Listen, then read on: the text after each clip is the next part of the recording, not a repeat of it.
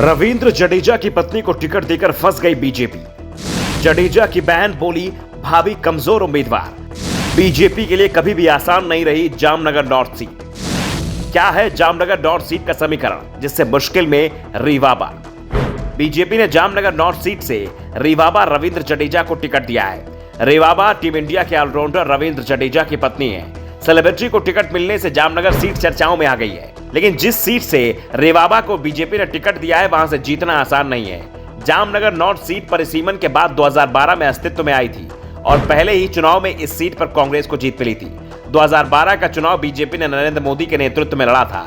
उस समय वो ही गुजरात के सीएम थे, लेकिन फिर भी ये सीट बीजेपी नहीं जीत पाई।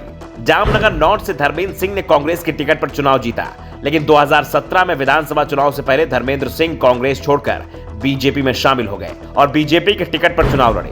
धर्मेंद्र सिंह ने पार्टी जरूर बदली, लेकिन मतदाताओं का मन नहीं बदला और उन्होंने फिर धर्मेंद्र सिंह जडेजा को ही वोट दिया और धर्मेंद्र ने यह सीट बीजेपी के खाते में डाल दी। इस बार भी धर्मेंद्र को टिकट का दावेदार माना जा रहा था। वो मजबूत उम्मीदवार थे, आम लोगों के लिए हर समय उपलब्ध रहने वाले विधायक रहे हैं।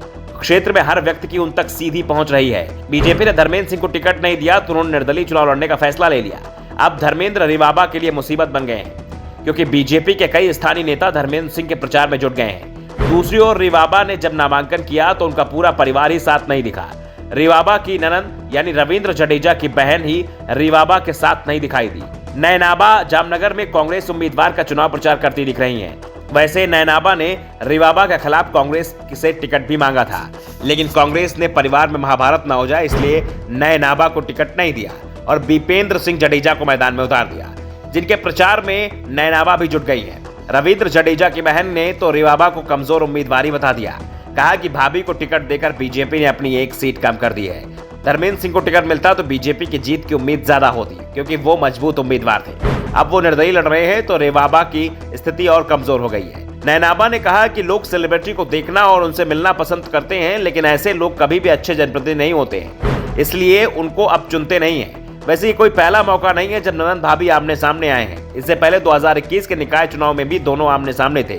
रीवाबा जहां बीजेपी के चुनाव प्रचार कर रही थी तो वहीं नैनाबा ने कांग्रेस उम्मीदवारों के समर्थन में वोट मांगे थे।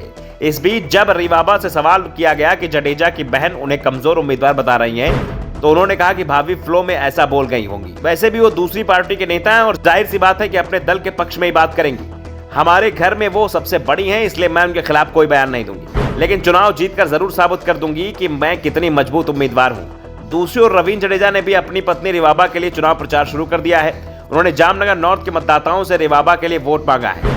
वैसे रीवाबा को भी सबसे ज्यादा उम्मीद प्रधानमंत्री नरेंद्र मोदी की लोकप्रियता से ही है और उम्मीद ये भी की जा रही है कि चुनाव में जामनगर में पीएम मोदी की एक सभा भी हो सकती है। Bureau report, the such India.